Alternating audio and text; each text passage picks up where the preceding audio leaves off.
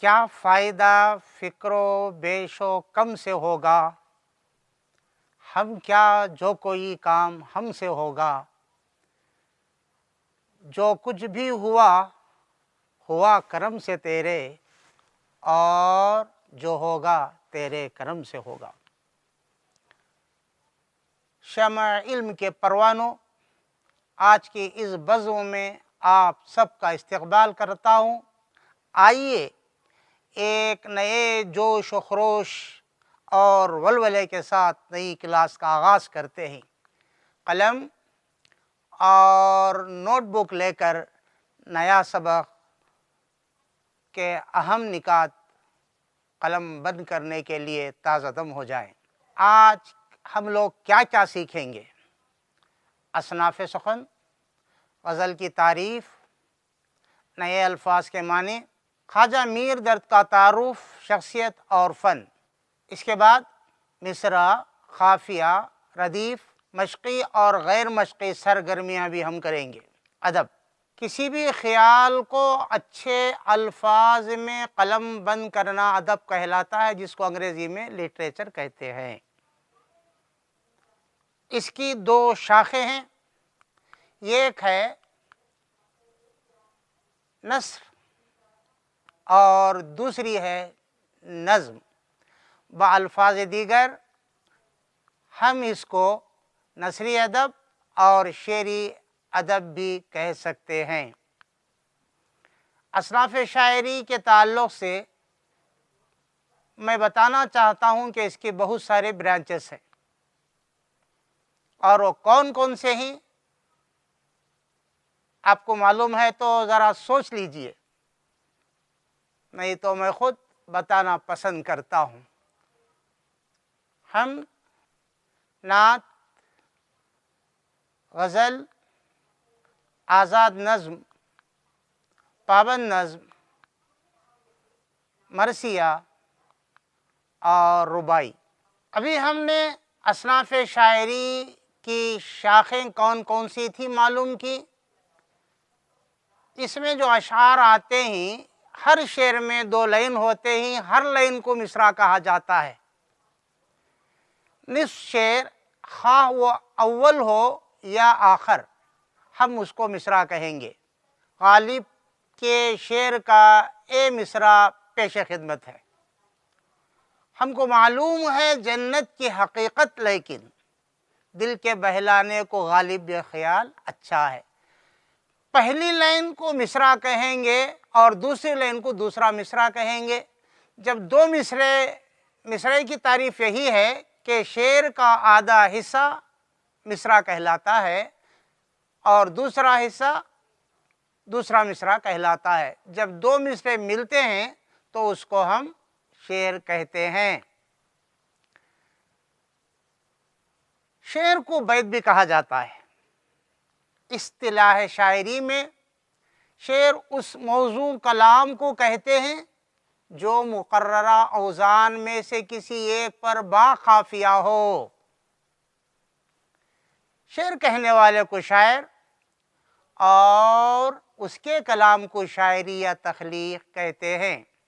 اب قافیے کی تعریف آپ کو بتا دیتا ہوں۔ ردیف سے پہلے ہم وزن الفاظ کو قافیہ کہا جاتا ہے۔ قافیے کے الفاظ بدلتے ہیں، اچھی طرح ذہن نشین کر لیجئے۔ قافیے کے الفاظ بدلتے ہیں لیکن وزن نہیں بدلتا۔ جس کی مثال میں یہاں پیش کر رہا ہوں، دیکھیے۔ کامل ہے جو ازل سے وہ ہے کمال تیرا۔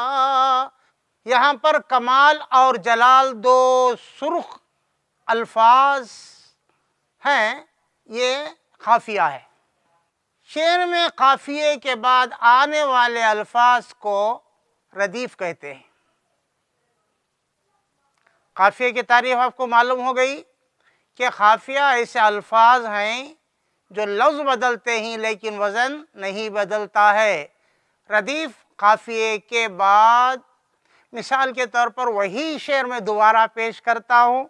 کامل ہے جو ازل سے वो है कमाल तेरा, बाकी है जो अब तक वो है जलाल तेरा।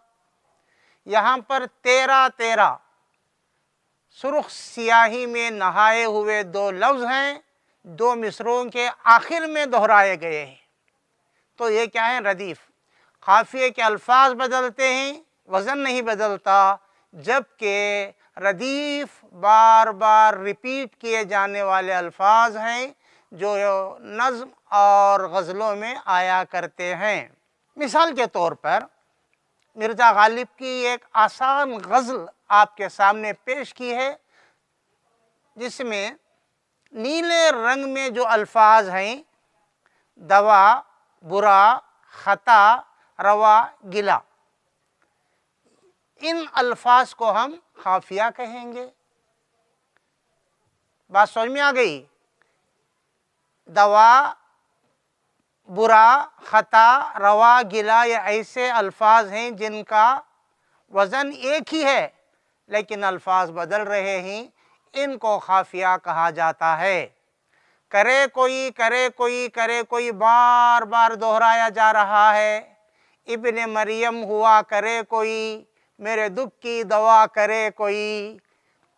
ना सुनो गर बुरा कहे कोई, ना कहो गर बुरा करे कोई। रोक लो गर गलत चले कोई, बख्श दो गर ख़ता करे कोई।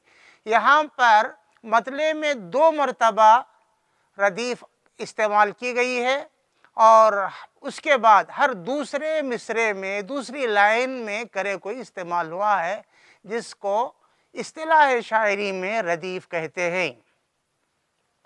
बैतुल गज़ल, गज़ल का सबसे अच्छा शेर जिसको हम बैतुल गज़ल कहते हैं। मुझे कोई शेर अच्छा लगा तो मेरी नज़र में बैतुल गज़ल में कहूँगा उसको।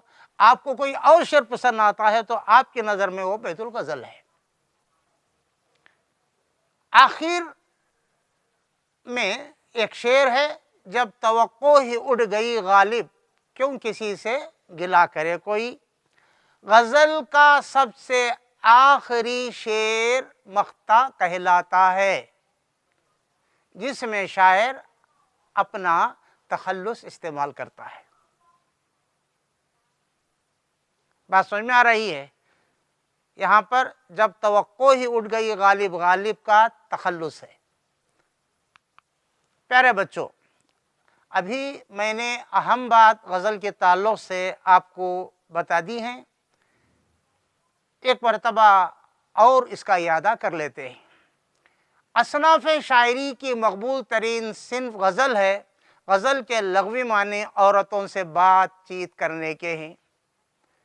जैसा कि उसके मानों से ज़ाहिर है, गज़ल में पहले हुस्न और इश्क़ की बातें कही और लिखी जाती थीं, लेकिन आजकल गज़ल में हर तरह के मज़ामीन बांधे जाते हैं या लिखे जाते हैं।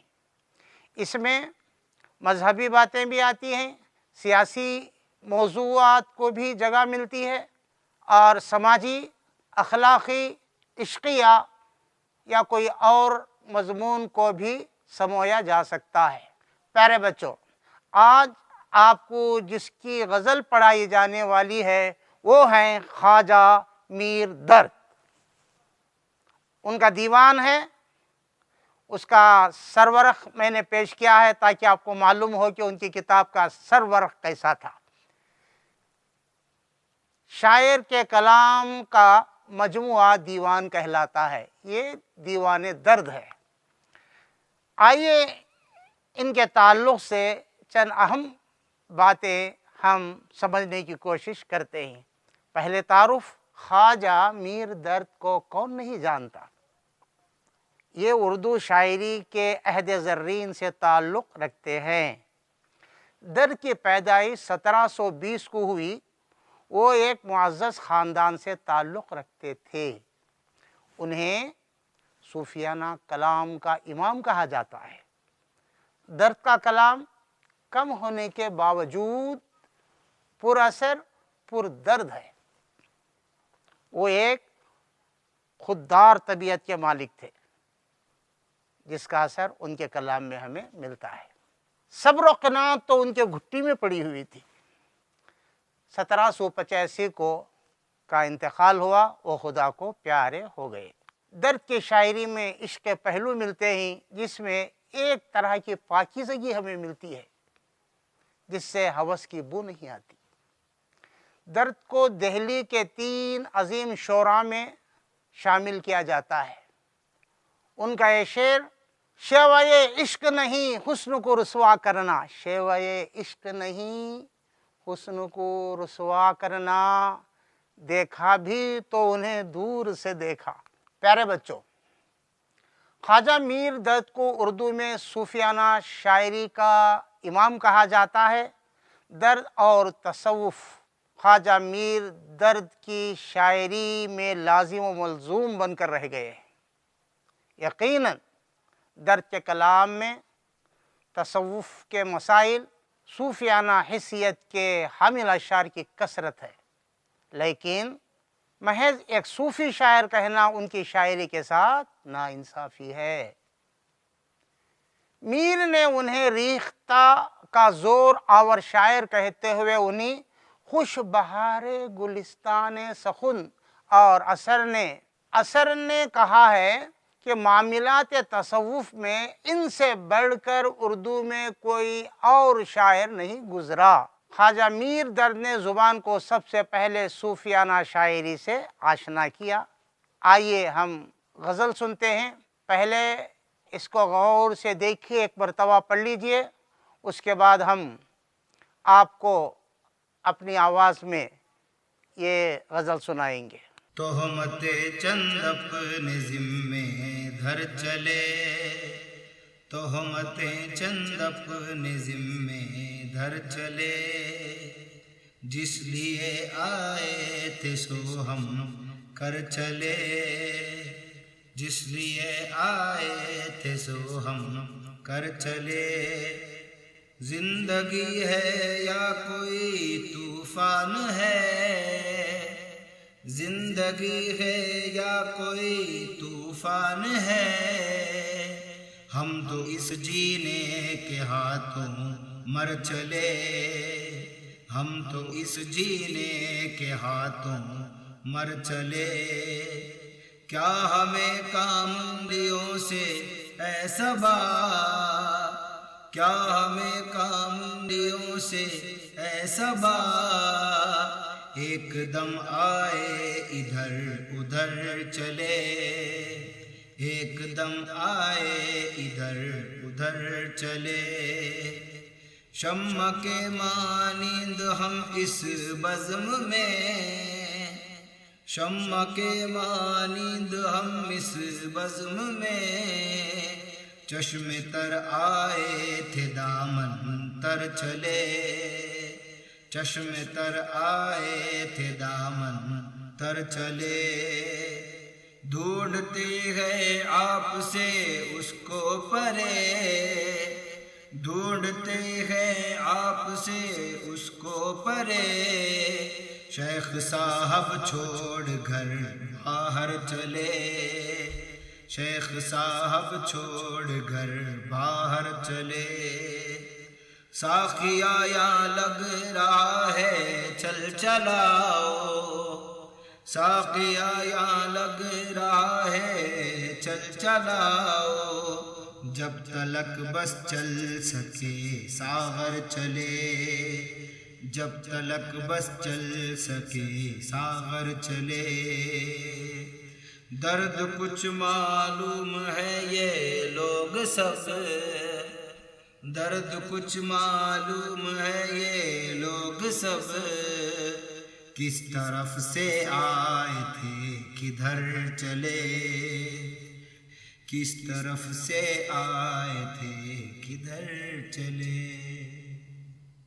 عزیز طلباء و طالبات، ابھی جس غزل کو آپ نے پڑھا اور سنا، ان میں چند نئے الفاظ آئے ہیں، میں چاہتا ہوں کہ اس پر ایک نظر ڈالیں ہم لوگ۔ طوفان ایک کامن ورڈ ہے، یہ لفظ آپ اچھی طرح جانتے ہیں، سیلاب کے معنوں میں استعمال ہوتا ہے۔ صبا صبح کی ٹھنڈی ہوا، ساقیہ شراب پلانے والا، شیخ ملا وائز نصیحت کرنے والا، ساغر پیمانہ جام پیالہ، بزم محفل، پرے دور دامن گود، تصوف تزکیہ نفس کا طریقہ، یعنی نفس کو پاک کرنے کا طریقہ، اس کو ہم تصوف کہتے ہیں۔ تہمت چند اپنے ذمے دھر چلے، جس لیے آئے تھے سو ہم کر چلے۔ خواجہ میر درد اس شعر میں یہ کہنا چاہتا ہے، ہم دنیا میں جب آئے تھے تو معصوم اور بے گناہ تھے، لیکن جب ہماری رخصتی کا وقت آیا تو ہم اپنے دامن میں چند تہمتیں، بدنامیوں کے داغ لے کر رخصت ہو رہے ہیں۔ شاعر طنزیہ طور پر کہتا ہے، شاید ہم اسی مقصد کے لیے دنیا میں آئے تھے اور وہ مقصد پورا ہوا، یہاں سے بہت ساری تہمتیں لے کر ہم رخصت ہو رہے ہیں۔ زندگی ہے یا کوئی طوفان ہے، ہم تو اس جینے کے ہاتھوں مر چلے۔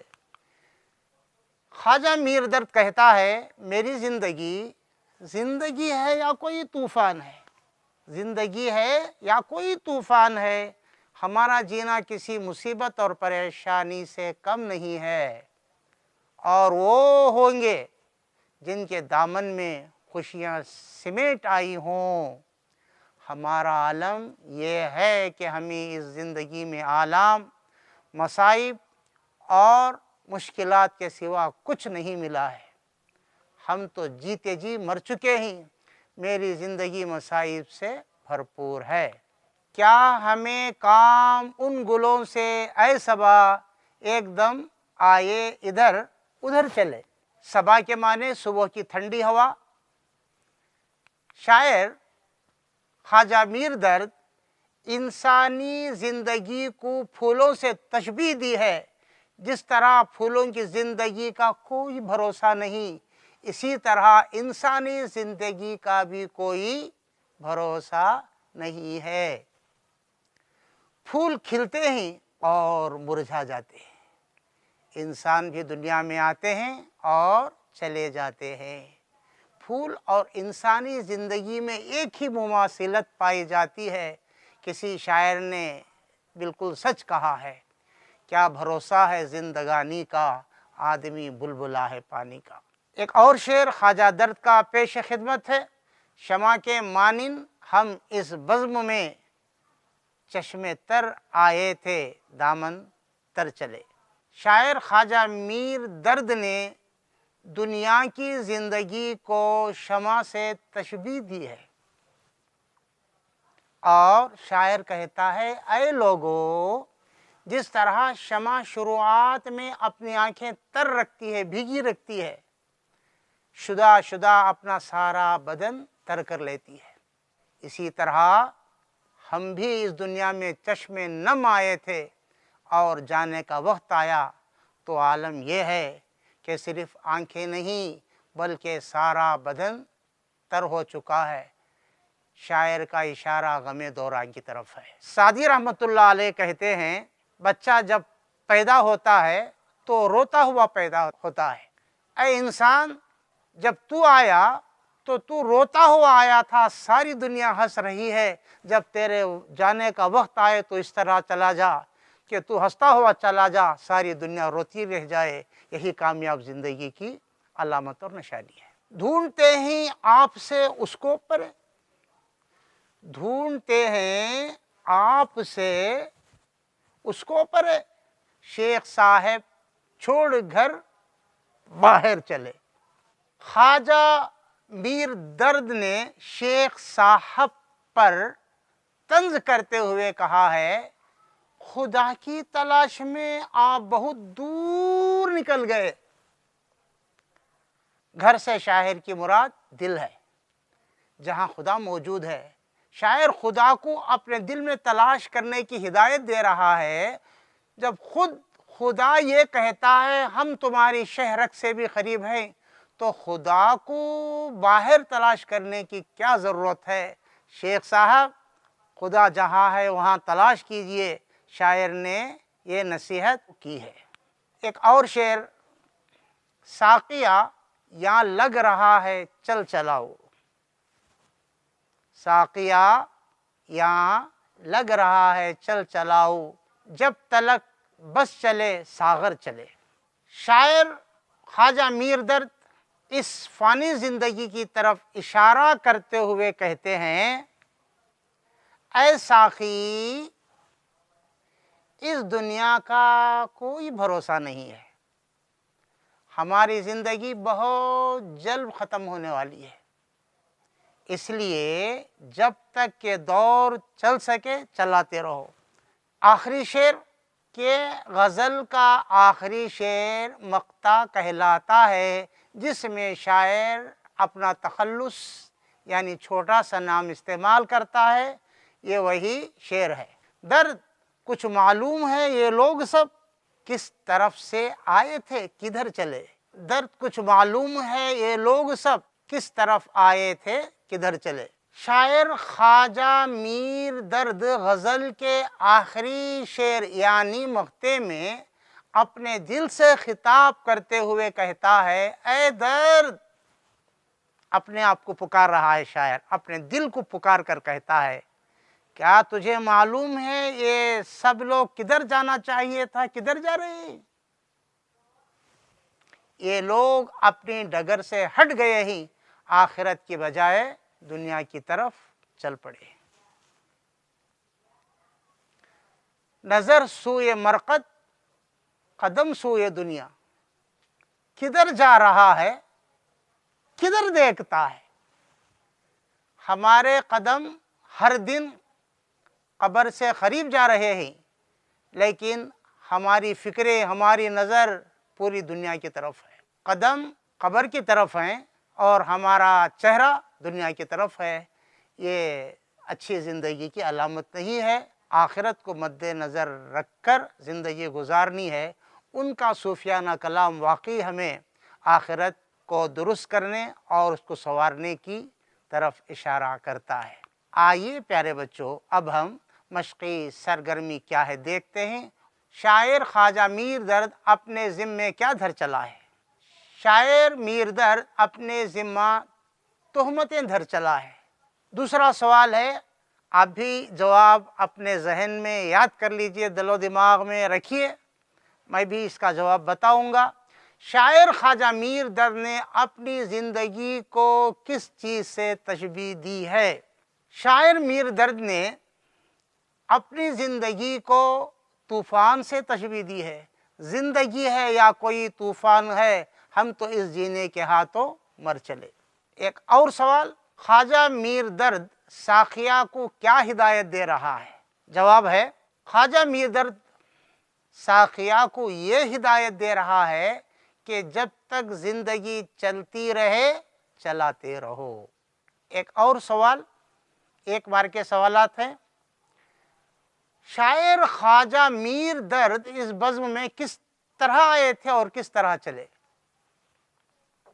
اور جواب، شاعر روتے ہوئے دنیا میں آیا تھا، اور جب دنیا سے رخصتی کا وقت آیا سارا دامن تر کر کے جا رہا ہے۔ بات سمجھ میں آ گئی؟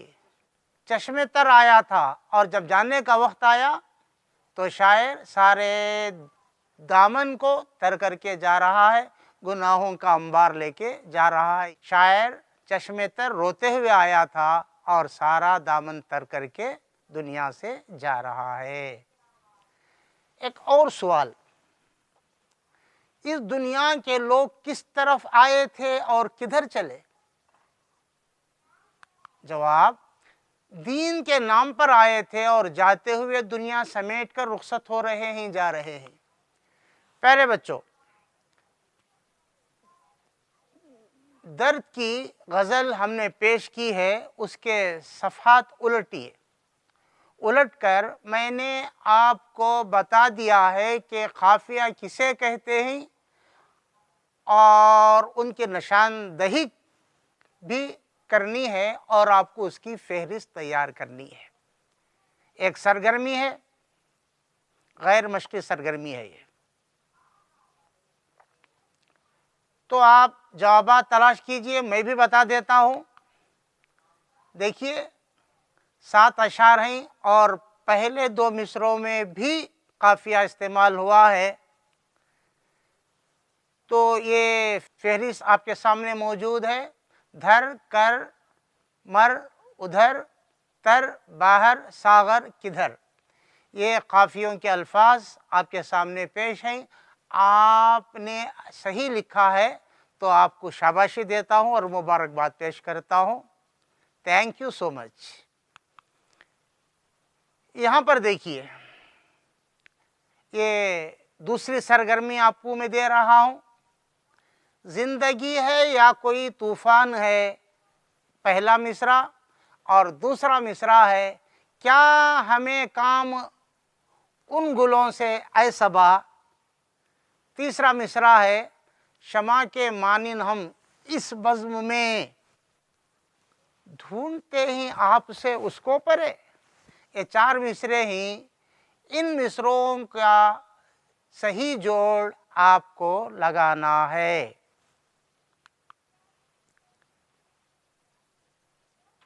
آپ نوٹ بک میں لکھیے اور جلدی سے بتائیے کہ صحیح جوڑ کیا ہے۔ جی،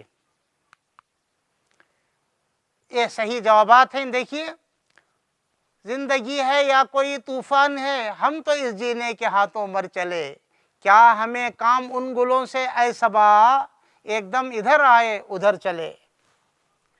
شمع کے مانند ہم اس بزم میں چشمے تر آئے تھے، دامن تر چلے، ڈھونڈتے ہیں آپ سے اس کو پرے، شیخ صاحب چھوڑ گھر باہر چلے۔ شیخ صاحب پر طنز ہے۔ ایک اور امتحانی نقطۂ نظر سے یہ سوالات بھی آ سکتے ہیں، یہی آنا ضروری نہیں ہے، بلکہ اس طرح کے سوالات آپ کو پوچھے جا سکتے ہیں۔ نمونے کے طور پر میں نے 4 سوالات یہاں پر دیے ہیں۔ الفاظ کے معنی ہیں۔ امتحانی نقطۂ نظر سے یہ اہم سرگرمی ہے۔ دیکھیے، مطلع ساغر ساقیہ دامن، اس کا جواب وہ دے دیں گے آپ کو۔